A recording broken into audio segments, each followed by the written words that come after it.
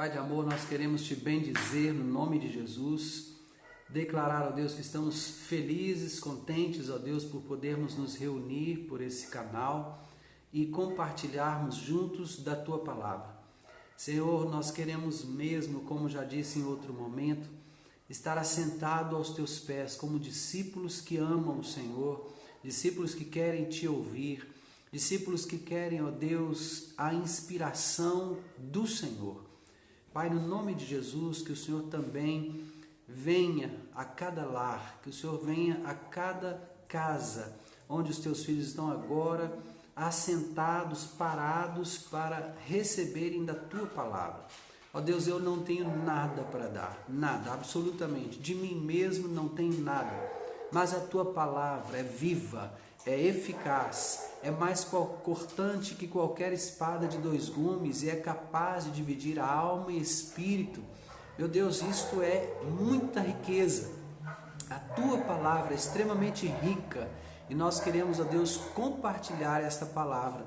Ó Deus, certos de que o Senhor é quem nos conduz enquanto lemos e compartilhamos aquilo que entendemos. Pai de amor, que o Teu Espírito seja o nosso mestre nessa noite, que a graça do Senhor seja sobre cada um de nós, aqui onde estou e em cada casa onde tem um filho Teu conectado a esta live, em nome de Jesus, que a Tua mão seja sobre nós para nos abençoar para a Tua glória. Amém, Senhor. Amém, amados. Glória a Deus. Olá, Rita, Deus te abençoe, seja bem-vinda, boa noite. Bom, ontem nós estávamos compartilhando Colossenses capítulo 3, né? E ali o apóstolo Paulo, escrevendo aos Colossenses, estava falando aos empregados, aos servos, como eles deveriam se comportar, né? Trabalhando como para o Senhor e não como para os homens. E eu estava dizendo que o apóstolo Paulo estava recomendando aos Colossenses a mesma coisa, fazendo aos Colossenses a mesma recomendação que ele fez aos Efésios, né? Então, nós vamos dar prosseguimento a partir daqui e lembrando que ele encerra a carta, aliás, o capítulo 3, né, se nós pudermos dizer assim, ele encerra o parágrafo anterior dizendo que é a Cristo o Senhor a quem nós estamos servindo.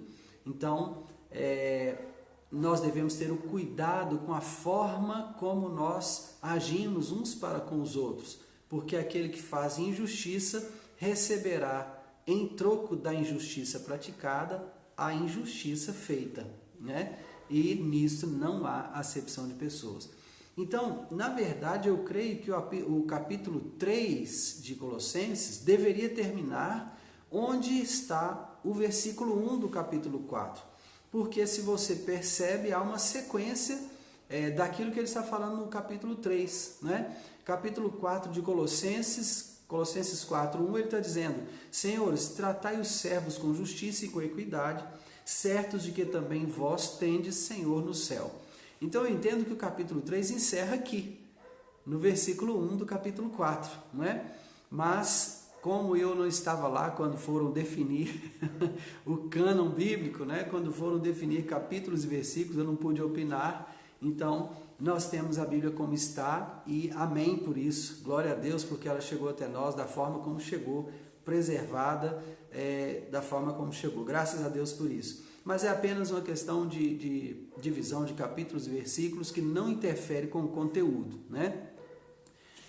Então, o capítulo 4... Na verdade, o versículo 1 encerra o capítulo 3. Então ele estava falando das mesmas recomendações que o apóstolo Paulo faz aos Efésios no capítulo 5, quando ele vai tratar das questões interpessoais. Patrão e empregado, marido e mulher, pais e filhos, né? Ele trata lá. E agora aqui aos Colossenses ele está fazendo a mesmíssima recomendação, né? Então começamos o capítulo 4 falando dos patrões, dos senhores. Tratem os seus empregados, os seus servos com justiça e com equidade, certos de que também vós tendes Senhor no céu. Amém? Irmã Maria do Parto, boa noite, Deus te abençoe. Versículo 2 do capítulo 4 de Colossenses. Aqui vem agora recomendações que são bem pessoais, né? Perseverai na oração, vigiando com ações de graças. Suplicai ao mesmo tempo, também por nós, para que Deus nos abra porta à palavra, a fim de falarmos do mistério de Cristo, pelo qual também estou algemado, para que eu o manifeste como devo fazer. Portai-vos com sabedoria para com os que são de fora, aproveitai as oportunidades. A vossa palavra seja sempre agradável, temperada com sal, para saberdes como deveis responder a cada um. Glória a Deus. Bom, eu queria poder interagir com vocês diretamente, sabe, por vídeo e áudio, né? Queria poder conversar com vocês, mas esse canal aqui não nos permite isso. Mas eu queria lançar a pergunta: como seria perseverar na oração vigiando com ações de graças? Olha que interessante. Perseverai na oração vigiando com ações de graças. Como seria isso, irmãos? Eu não sei. Eu não sei como seria isso. Vigiar, perseverar na oração, ok. Vigiar também, ok. Mas vigiar com ações de graças.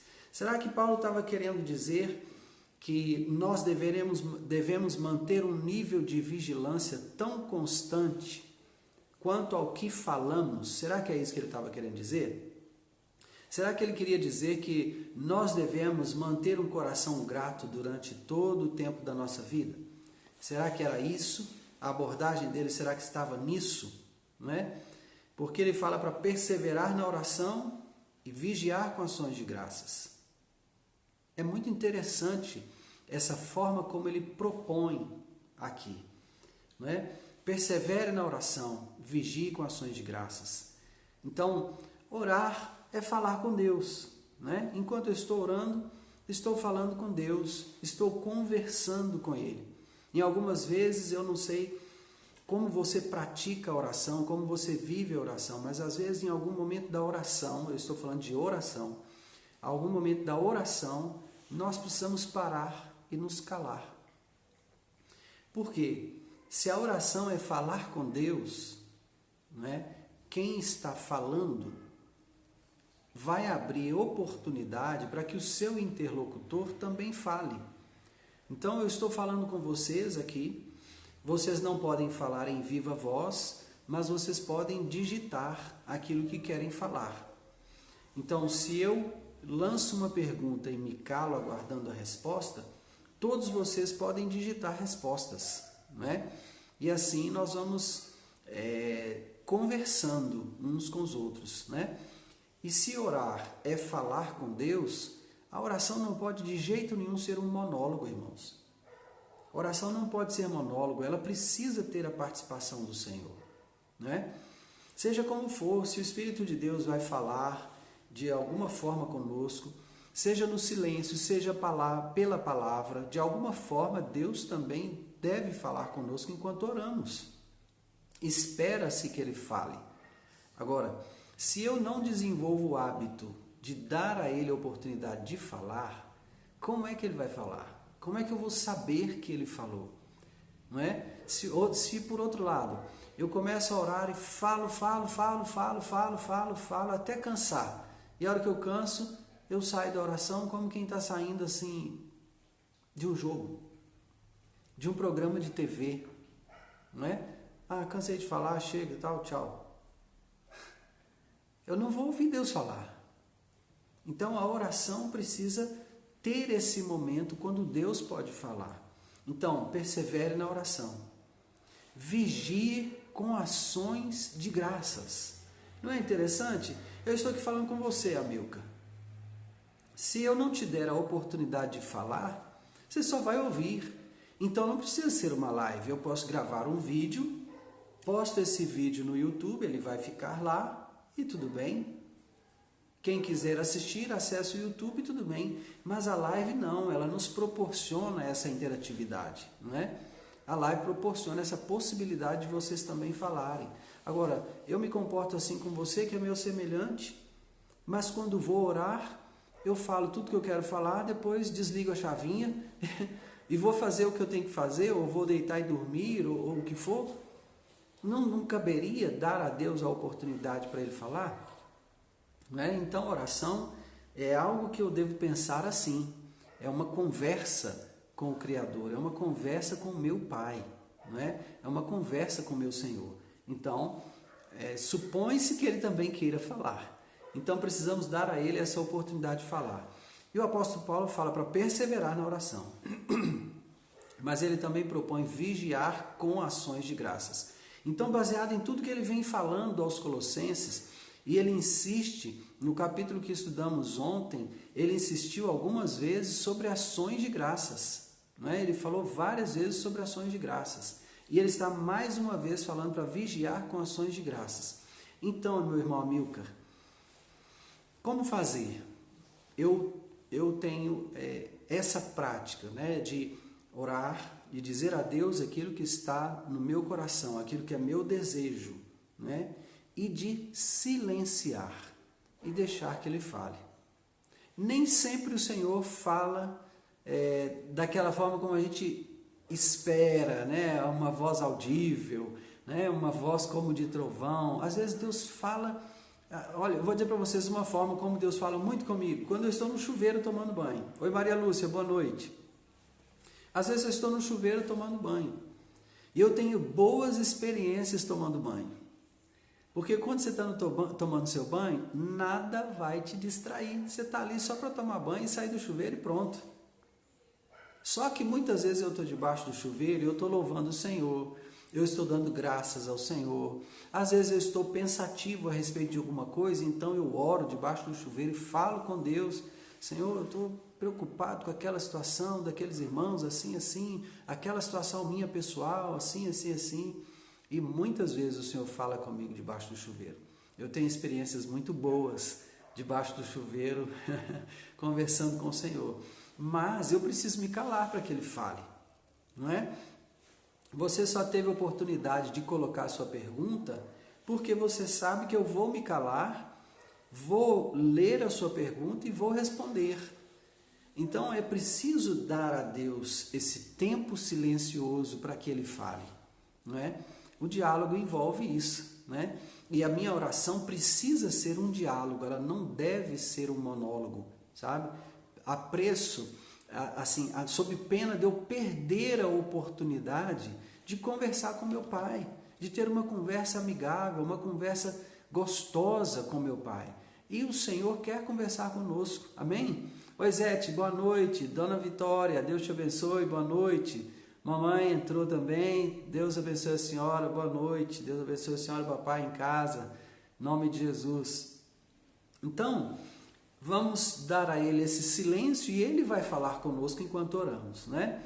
Agora, Paulo, além de falar para eles estarem perseverando na oração, vigiando com ações de graças, ele também fala, suplicai ao mesmo tempo também por nós, para que Deus nos abra porta à palavra, a fim de falarmos do mistério de Cristo, pelo qual também estou algemado, para que eu manifeste como devo fazer. Então, olha que algo tremendo, gente, tremendo isso daqui. Paulo, apóstolo do Senhor Jesus Cristo, né? Não pela vontade de homens, mas pela vontade de Deus, né? Então, ele agora está aqui pedindo que orem por ele. Irmãos, eu cresci num ambiente, né, onde a gente não podia pedir oração se a gente fosse liderança. Carolina, Deus te abençoe, seja bem-vinda, querida. Deus te abençoe mesmo, viu? Estamos estudando Colossenses capítulo 4, tá? Para os que chegaram agora, Zete, Vitória, minha mãe, Carolina, Colossenses 4. E já estamos no versículo 4 também, tá? Chegamos ao versículo 4. Então veja, eu cresci num ambiente assim, onde as pessoas que exerciam alguma função de liderança não podiam pedir oração por elas, ao contrário, elas tinham que orar pelas outras. E aqui eu vejo um exemplo bíblico que é contrário àquilo que eu estava aprendendo naquela ocasião, né? O próprio Paulo está falando, suplicar ao mesmo tempo também por nós, para que Deus nos abra a porta à palavra, a fim de falarmos do mistério de Cristo, pelo qual também eu sou algemado, para que eu manifeste como devo fazer. Sabe o que eu vejo aqui, irmãos? Eu vejo humildade. eu vejo uma humildade. Exatamente, Kézia, não havia uma troca. O líder tinha a obrigação de ser perfeito, né? Ele não tinha a opção de ser imperfeito, né? Não, e isso é pura religiosidade, irmãos. Isso é pura religiosidade, né? Se é que religiosidade pode ser chamada de pura, né? Mas isso é religiosidade, uma descabida religiosidade, né?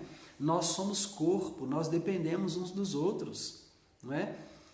Usando as palavras da Kézia, né? O nosso corpo faz trocas, nossos órgãos fazem trocas. Por exemplo, o nosso nariz, as nossas narinas aspiram um ar gelado. Dentro dessa estrutura facial, nós temos uma mucosa com uma forma de caramujo chamada cornetos. Esses cornetos, junto com os pelos das nossas narinas, são responsáveis por aquecer o ar gelado que nós inspiramos, para que ao chegar aos pulmões, ele não traga esse gelo para dentro dos pulmões e resfrie o nosso organismo excessivamente, não é? Aí os pulmões oxigenam o sangue e devolvem esse sangue oxigenado ao coração para ele bombear para o organismo inteiro. E enquanto o sangue vai passando por todos os órgãos e sistemas, esse oxigênio vai alimentando todo o nosso corpo. Gente, o nosso corpo faz trocas, não é? Nosso corpo faz trocas. E nós, como corpo de Cristo, devemos ter esse cuidado de, entre nós também, fazermos essa troca, não é? Aquilo que é ruim, por exemplo, gás carbônico, nós vamos expirar. Então, os pulmões devolvem para fora o gás carbônico, aquilo que não vai nutrir o nosso organismo. Mas ele inspira aquilo que é nutrição para o nosso organismo. A água que nós bebemos é filtrada pelos rins. Os eletrólitos são tirados da água em benefício do nosso organismo e aquilo que não vai beneficiar é excretado. A mesma coisa ocorre com o que comemos. Então, o nosso organismo está o tempo todo fazendo trocas, é uma interdependência maravilhosa. Elvis, boa noite, irmão, estava com saudade de você, você sumiu. Que bom que você apareceu. Então, entre nós, como corpo de Cristo, se nós somos o corpo de Cristo, e se individualmente somos membros uns dos outros, nós precisamos realizar essas trocas que são benéficas para o organismo. E aquilo que não é benéfico, nós precisamos expurgar. Não é? Então, maledicência tem que ser expurgado. Linguagem obscena do vosso falar tem que ser expurgado. É aquilo que o Paulo estava falando conosco ontem. O apóstolo Paulo estava conversando com a gente ontem, por meio dessa carta linda que ele escreveu aos Colossenses. Não é? Amém, irmão? Que bom que você pode trabalhar, né? Que você tem atividade profissional, que está em funcionamento, maravilhoso. Que o Senhor conserve o seu trabalho, sua fonte de renda e te abençoe, viu? E sempre que tiver uma folguinha, nós vamos estar por aqui, tá bom?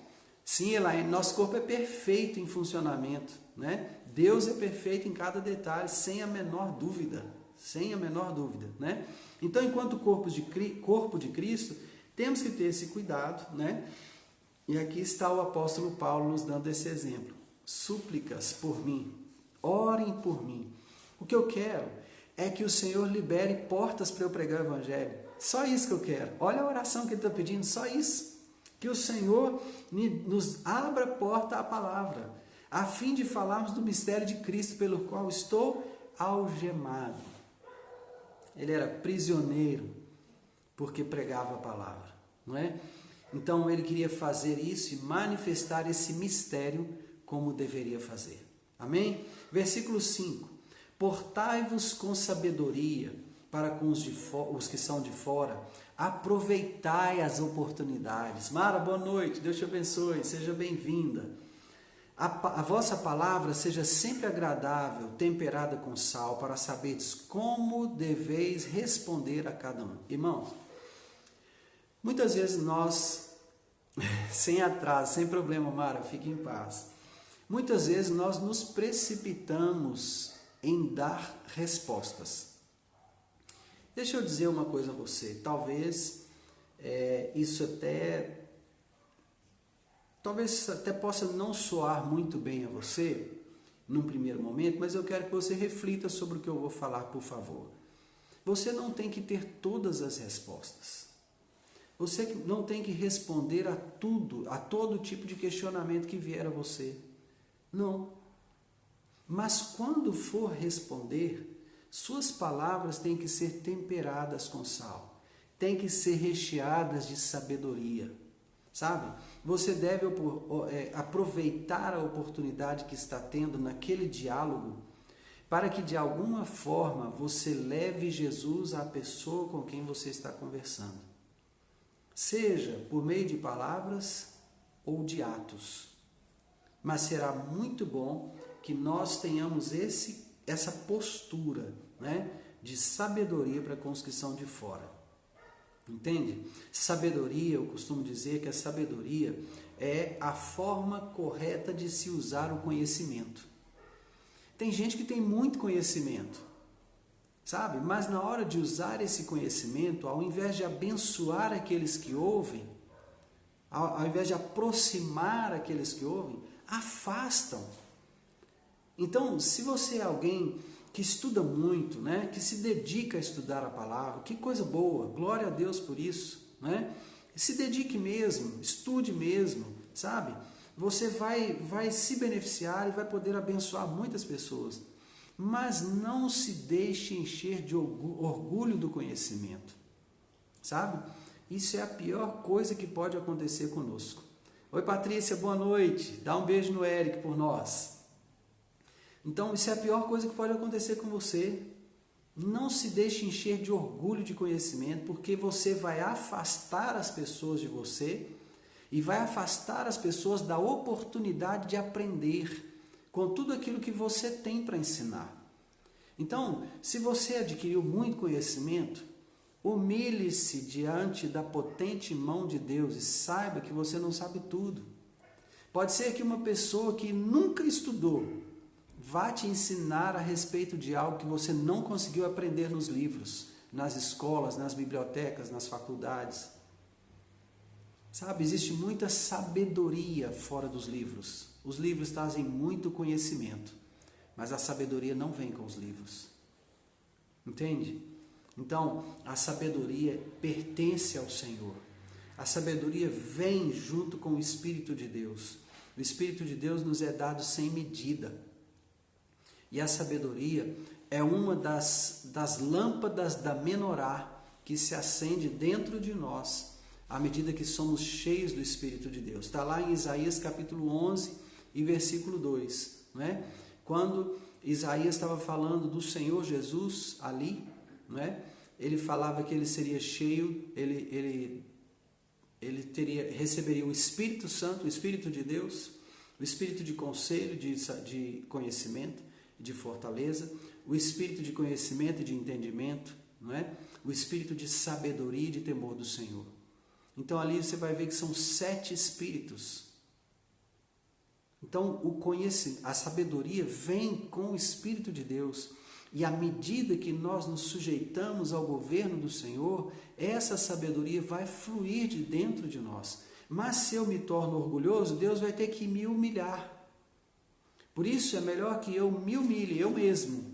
Eu me humilho na presença do Senhor e o Senhor a seu tempo me exalta. E se eu me humilho, eu consigo aproximar as pessoas do conhecimento. Mas à medida que eu fico cheio de orgulho, dificilmente eu vou aproximar alguém do Senhor, dificilmente eu vou aproximar alguém do conhecimento de Deus. Amém, queridos? Oi, Valéria, boa noite, Deus te abençoe, bom ver você aqui conosco, viu? Então, a nossa palavra seja sempre agradável, temperada com sal, para sabermos como responder a cada pessoa, né, que nos abordar em qualquer situação que seja. Amém? Colossenses 4:7. Quanto à minha situação, Tíquico, irmão amado e fiel ministro e conservo no Senhor, de tudo vos informará.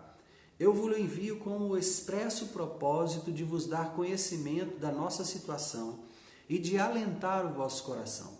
Em sua companhia, vos envio Onésimo, o fiel e amado irmão, que é do vosso meio. Eles vos farão saber tudo o que por aqui ocorre. Então, Paulo não conhecia os colossenses, né? Mas os colossenses sabiam a respeito de Paulo. E eles sabiam das algemas de Paulo. Então, quando ele vai enviar alguém para dar notícias, né? Ele já fala disso na carta, fala assim, estou enviando vocês esse irmão que é ministro, Tíquico, né? Ele é fiel ministro, conservo no Senhor e vai informar vocês de tudo. Então não fiquem preocupados, vocês saberão tudo o que está acontecendo comigo, né? E aí então ele já vai para o final da carta, que são as saudações. Versículo 10, saúda-vos Aristarco, prisioneiro comigo, e Marcos, primo de Barnabé, sobre quem recebestes instruções. Se ele for ter convosco, acolhei-o. E Jesus, conhecido por justo, os quais são os únicos da circuncisão que cooperam pessoalmente comigo pelo reino de Deus. Eles têm sido o meu lenitivo. Olha que bênção, não é? Então ele fala para acolher esses irmãos, né? Ele fala que ele não está preso sozinho, tem Aristarco que está ali preso também, né? Prisioneiro com ele. Traz à memória dos colossenses quem é o Aristarco, é o primo do Barnabé, né? E Paulo já os havia instruído a respeito dele, né? E diz, se ele for ter convosco, acolhei-o, acolhei. Ô irmãos, que coisa boa, quando você vai para algum lugar onde você não é conhecido e você pode chegar com tranquilidade àquele lugar porque alguém te recomendou. Olha, receba essa pessoa. Eu recebi uns anos atrás aqui um casal. Esse casal é de Niterói. E naquela ocasião eu não os conhecia, nunca os tinha visto na minha vida. E um pastor amigo meu ligou de Niterói e falou, meu irmão, como é que você está? Estou bem, graças a Deus. Olha, tem um casal de amigos que está indo para Belo Horizonte e eles precisam resolver umas situações aí em Belo Horizonte, mas eles não sabem nada a respeito da cidade, não conhecem a cidade e eles vão precisar ir a lugares assim bem específicos. Você teria condição de ajudá-los? Você pode recebê-los? Eles são um casal sem filhos e tal, e eles precisam dessa ajuda, desse apoio logístico. Eu falei, claro, se você está pedindo isso, claro que eu vou recebê-los, né? Ele falou, e são irmãos nossos também, pode ficar tranquilo, são gente boa e tal. Bom, aquele casal de irmãos veio para minha casa naquele dia, e eles tinham dito que chegariam aqui por volta das 18 horas, alguma coisa perto disso, né? E na verdade chegaram aqui por volta da meia-noite, né? E foi assim um negócio muito estranho, porque a gente não se conhecia, nós íamos hospedá-los, né? Pela primeira vez, e eu pedi a minha esposa para preparar um jantar para eles. Eles estavam vindo do Rio de Janeiro, são 430 quilômetros, é uma viagem cansativa de carro, né? Então, que eles pudessem chegar, tomar seu banho, relaxar, e jantaríamos juntos aquela noite. Bom, ficamos até a meia-noite esperando para jantar juntos. E eles vieram e nunca mais eles se afastaram de nós. Eles se tornaram amigos pessoais, não é? Vieram, aquela semana eles vinham para ficar 2 dias, passaram conosco a semana toda, só foram embora na semana seguinte. Dali cresceu um vínculo de amor entre nós, né? E nós até hoje nos relacionamos, fomos algumas vezes à casa deles, eles vieram algumas vezes à nossa casa, conheceram meus pais, meus irmãos. Tudo por quê? Porque um amigo de lá os recomendou, né? Olha, receba, acolha. É muito precioso isso, irmãos. Exatamente, nós temos que ser hospitaleiros, né, Adriana? Isso mesmo, né? Então, essa é uma prática muito gostosa, é muito bom, sabe? Quando eu sou convidado a ministrar fora da minha cidade, e os pastores têm muito receio, né, de perguntar, não, como é que é? Então querem saber o preço, quanto é que você cobra, e qual hotel que você gosta de ficar e tal. Irmãos, eu fico envergonhado quando eu ouço esse tipo de pergunta, porque Jesus nunca cobrou nada para fazer nada. Quando perguntaram para ele onde ele morava e queriam ficar com ele, ele falou assim, olha, as raposas têm seus covis, as aves têm ninhos, mas o Filho do Homem não tem onde repousar a sua cabeça. E Jesus ficava na casa do Pedro, né? Então ele foi lá que ele curou a sogra de Pedro por causa dessa oportunidade, né? Ele jantou com Zaqueu, né? Comeu com publicanos, não tinha esse negócio. Eu tenho muita vergonha quando eu escuto essa pergunta, sabe? E falam assim, pastor, quanto é que você cobra? Em qual hotel que você quer ficar? Me envergonha isso.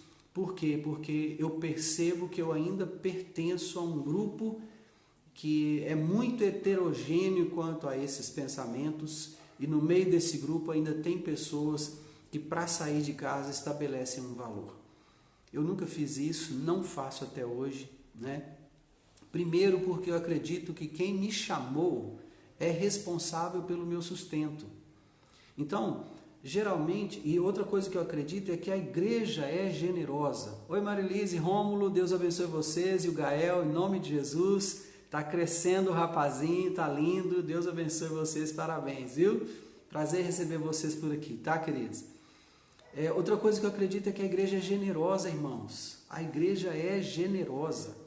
Em qualquer lugar onde você vá visitar a igreja do Senhor, não tenha medo de não ser hospedado ou de passar fome. Isso não vai acontecer. Alguém vai te hospedar e alguém vai te alimentar. Isso vai acontecer, eu não tenho dúvida. Então eu tenho preferência por me hospedar na casa de irmãos, quando isso é possível.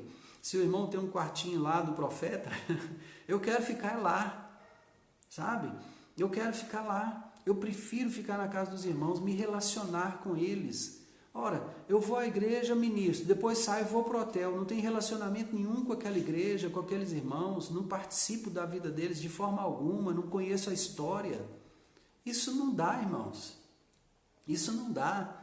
Eu sou pastor por chamado e convicção.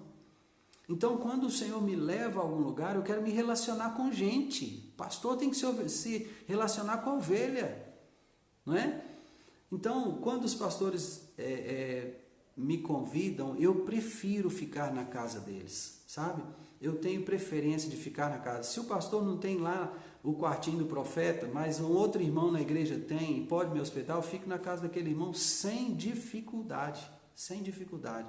Isso não me constrange em nada, sabe? Exatamente, o tempo de mesa é precioso. Ali assentado com os irmãos, eu vou saber muitas coisas, em poucas palavras que eles dizem, eu vou poder perceber a igreja. E eu vou ministrar aquela igreja.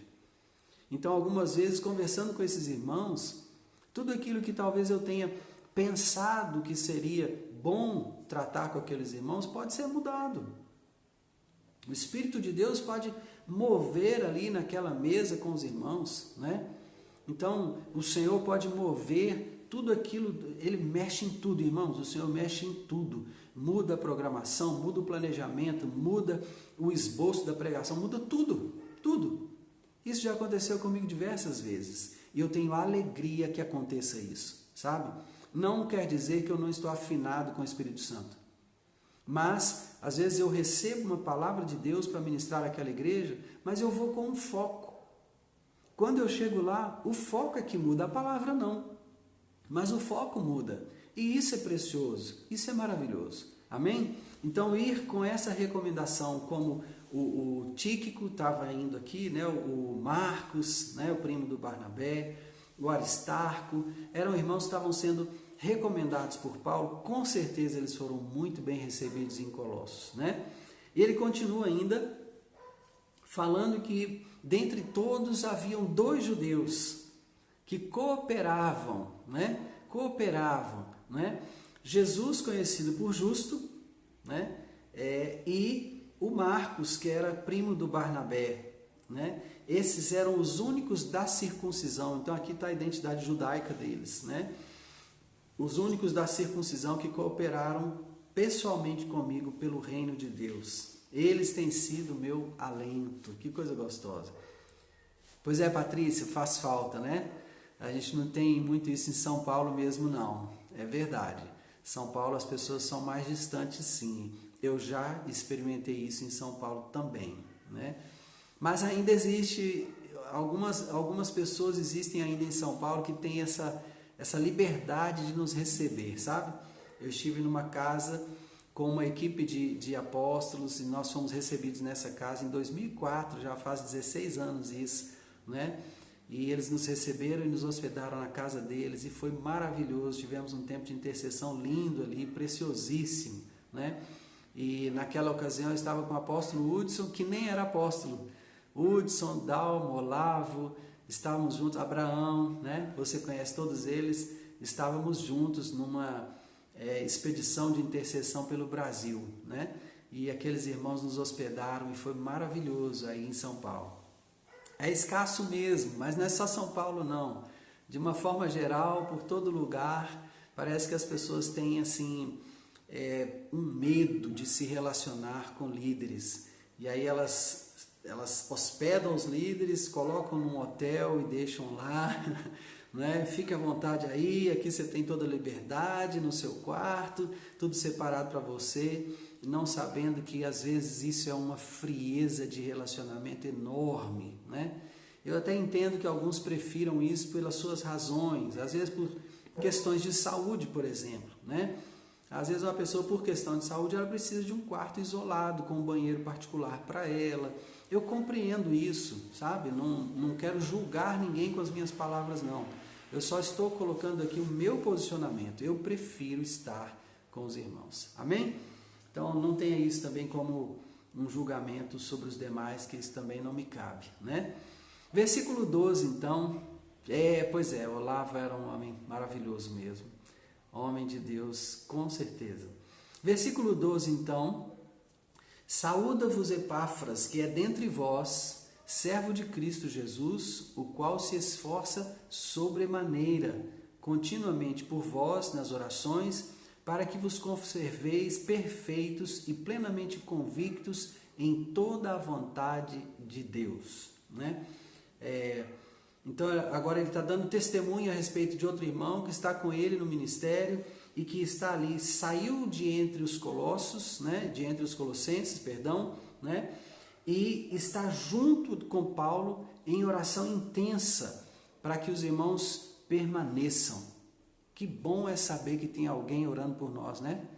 É muito bom saber que tem alguém orando por nós. Oi Maria, Deus te abençoe. Maria Castro, seja bem-vinda em nome de Jesus, viu, querida? Que bom é saber que tem alguém orando por nós. E Paulo fala, versículo 13, e dele dou testemunho de que muito se preocupa por vós, pelos de Laodiceia e pelos de Hierápolis. Saúda-vos Lucas, o médico amado, e também Demas. Saudai os irmãos de Laodiceia e Ninfa, e a igreja que ela hospeda em sua casa. Olha que lindo, gente, olha que lindo isso aqui. Saudai os irmãos de Laodiceia e Ninfa, e a igreja que ela hospeda em sua casa. Essa mulher, Ninfa, tinha lá uma igreja que ela hospedava. Vamos dizer assim, nos nossos dias hoje, um grupo de crescimento, uma célula, né? Um grupo pequeno, não sei, cada um chama isso, dependendo do lugar, chama de um nome diferente, né? Mas enfim, esse grupo pequeno sempre foi um modelo para a igreja, né? A igreja sempre se moveu assim, e a Ninfa tinha esse grupo que se reunia na casa dela, a igreja que se reunia na casa dela, né? Então Paulo está enviando saudações para essa mulher. E uma vez lida esta epístola perante vós, nós falamos disso aqui no começo, olha. Providenciai porque seja também lida na igreja dos Laodicenses e a dos de Laodiceia, lede-a igualmente perante vós. Está vendo? Então ele escreve para a igreja de Laodiceia e escreve para a igreja de Colossos. E ele pede aos colossenses que a carta escrita a eles seja enviada a Laodiceia, para que seja lida perante eles, e a carta escrita a Laodiceia seja enviada para Colossos, para que a igreja dos colossenses possa ler também, né? Então, o conteúdo iria abençoar as duas igrejas. E ele fala, para que eu vou escrever duas cartas com o mesmo conteúdo? São irmãos, não é? Então, troquem essas cartas entre vocês e leiam uns para os outros, né? Também dizer a Arquipo: atenta para o ministério que recebestes do Senhor para o cumprires. A saudação é de próprio punho, Paulo. Lembrai-vos das minhas algemas, a graça seja convosco. Por que ele escreve aqui que a saudação é de próprio punho, né? Paulo, segundo se entende, tinha um problema de visão. Ele começou a perder a visão e não enxergava já tão bem a ponto de poder escrever as próprias cartas.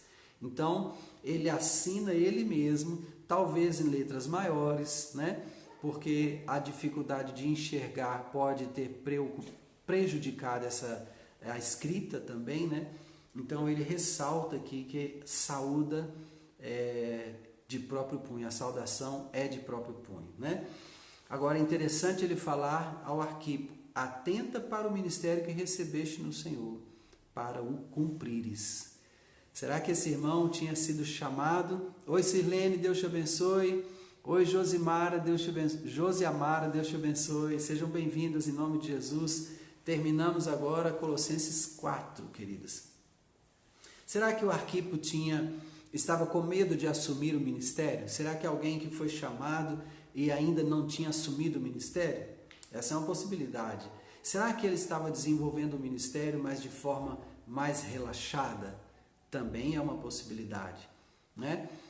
Mas Paulo escreve pessoalmente a ele: atenta para o ministério que recebeste no Senhor, para o cumprires. Ou seja, você recebeu algum serviço para realizar no Senhor?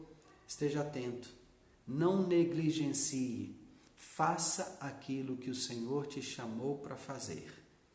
Não precisa se preocupar com outras pessoas que estão fazendo a mesma coisa, não tem problema. Faça o que o Senhor te chamou para fazer.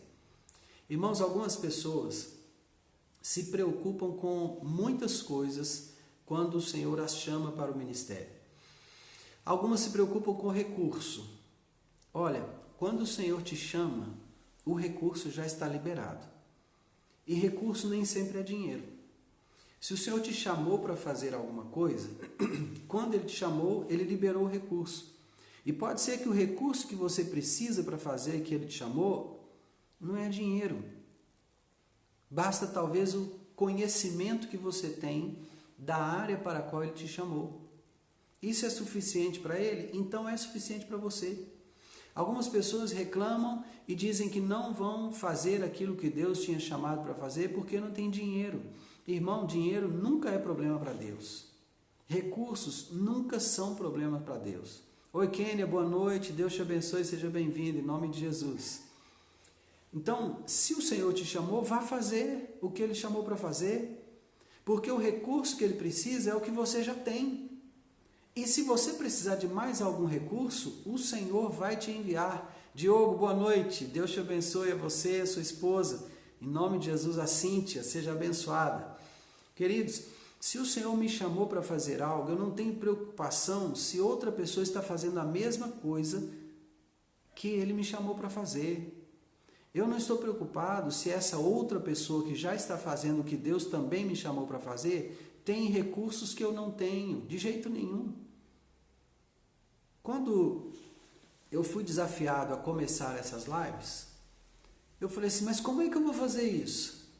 E aí você se lembra, eu estou sempre citando aqui o pastor Ricardo, né? Ricardo Cota, que foi quem primeiro me incentivou a fazer essas lives. Depois dele, o meu irmão também, Gilbert, me incentivou. E eles colocaram pilha mesmo em mim.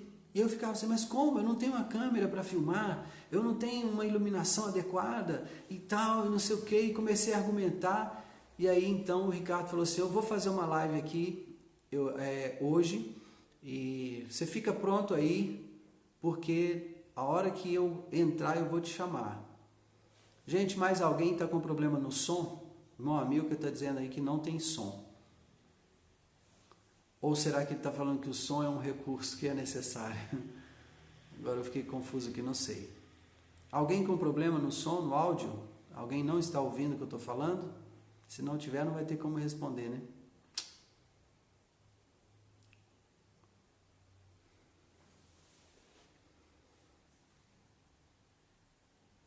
Tá perfeito, Adriana? Ok. Glória a Deus. Escutando bem? Glória a Deus. Normal. Glória a Deus. Ok. Ah, é sim. Obrigado, Amilcar. Eu fiquei preocupado aqui que vocês não estivessem me ouvindo. Desculpa, obrigado. Amém. Enfim, ele falou assim, olha, então eu vou fazer a live e vou te chamar e você vai participar comigo. E foi como eu comecei a fazer as lives, irmãos. E ele falou assim, você não tem que ter nada não, se você tem um celular, tá ótimo. Tá cheio de gente fazendo aí live normal, com o celular só. E aí eu falei assim, gente, eu tenho aqui um recurso, o celular é bom, eu tenho um tripé para deixar o celular fixo no lugar, vai ser bom. Eu tenho também uma lâmpada aqui de LED que eu adquiri um tempo atrás, até foi com outras propostas, mas que bom, eu acho que vai dar para usar. E passei a usar esse material e temos feito as lives e tem sido uma bênção, não é? O Senhor me chamou para quê? Para pregar. O Senhor me chamou para ensinar, não é? Então, enquanto eu tenho essa oportunidade, estou com você aqui, você participa comigo, eu estou cumprindo o meu ministério. Sabe, eu estava pregando uma vez por semana aqui à igreja. A gente não tem, nosso grupo, já falei para vocês, eu sou pastor de 10 pessoas, nosso grupo é pequeno. Nós não temos muitas demandas, não é? Às vezes eu vou à casa dos irmãos, vou visitá-los, vou estar com eles, vou visitar numa necessidade, ou vou fazer uma visita de cortesia, mas nós não temos muitas demandas. Então a gente se reúne aos domingos à noite, compartilhamos aqui um tempo de adoração, testemunhos, ceiamos juntos, eu ministro a palavra do Senhor, né? Então, glória a Deus. Depois que nós começamos a fazer as lives, eu estou pregando 5 vezes na semana, terça, quarta, quinta, sexta e domingo. Então o isolamento social me aproximou, foi mais. Graças a Deus por isso, né? Eu estou mais próximo da igreja do Senhor, né? E eu não fui chamado para uma placa, sabe, irmãos? Eu fui chamado para o reino. Eu fui chamado para pregar o evangelho do reino. Eu fui chamado para atender as necessidades do rei. Então eu não me prendo a uma placa. Os irmãos que eu pastoreio entendem isso e eles me enviam, me abençoam, cooperam com o meu ministério financeiramente, sabe? E nós somos só essas pessoas, essas poucas pessoas de quem eu estou falando. Entende? Então, glória a Deus. Se o Senhor te chamou para fazer alguma coisa, vá fazer o que Ele te chamou para fazer com fé, porque Ele vai prover cada uma das necessidades que você tiver. Te garanto uma coisa, não vai faltar, não é? O que comer, o que vestir, o que beber, nem onde dormir. Não vai faltar. O que Jesus ensinou? Mas buscai primeiro o reino de Deus e todas estas coisas vos serão acrescentadas. Quando ele fala isso, de quais estas coisas ele está falando? Ele está falando de comer e de vestir, porque ele está falando dos passarinhos que não plantam, não ceifam, não guardam em celeiros, mas Deus provê as necessidades dele. Está falando dos lírios do campo. Nem Salomão se vestiu como um deles, né? Então, é muito gostoso você ter essa convicção de que uma vez que você está caminhando na visão daquilo que Deus te chamou, você vai cumprir o ministério. Glória a Deus, Kézia, eu também fico esperando essa hora. É muito precioso esse tempo, irmãos. Eu passo o dia, às vezes, estudando softwares que podem ser melhores do que o Instagram. Eu fico pensando numa plataforma que possibilite a gente transmitir essa live, seja pelo Instagram, pelo Twitter, pelo Facebook, pelo YouTube, tudo de uma vez só. Sabe? Então, eu passo às vezes tempo pensando nesse momento nosso aqui, que às vezes dura 1 hora e depois a gente vai orar, né? Então, é muito precioso esse tempo. Bom, deixa eu ver aqui, como entender quando existe um chamado e ainda existe receio? Pode ser que não seja um chamado? Ora, eu não vou responder diretamente assim que sim ou que não. Mas o fato de você questionar, o fato de você levantar a dúvida, aponta para uma possibilidade de ser um chamado sim, né? no mínimo você tem o desejo de fazer algo, né? Como entender quando existe um chamado e ainda existe receio? Eu, quando fui chamado, tinha 14 anos de idade. E aí vai aqui um depoimento. Isso não é testemunho, isso é depoimento, porque testemunho é uma coisa boa. E o que eu vou falar não é uma coisa boa, né? Eu só me rendi ao chamado aos 34 anos de idade, né? Eu me entreguei ao chamado aos 34 anos de idade.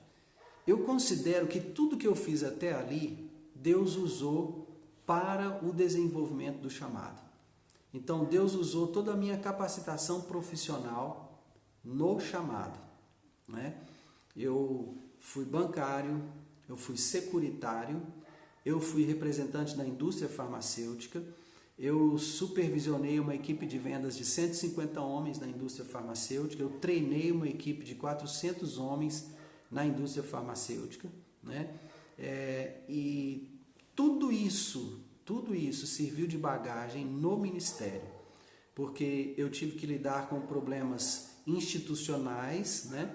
Eu tive que lidar com problemas financeiros, com questões financeiras, administrativas, e tudo isso, a minha carreira profissional me capacitou para o ministério, né? Porque na igreja, na maioria das vezes, nós lidamos com voluntários, irmãos. À exceção as igrejas maiores, né? Onde você tem lá a bênção de ter um contador ou um administrador de empresa que possa te ajudar, né, na administração financeira da igreja, né, na área das finanças, na área da administração mesmo, eclesiástica, enfim. Se você não tem alguém que possa te ajudar, isso pode ser muito difícil, né? Bom, então contando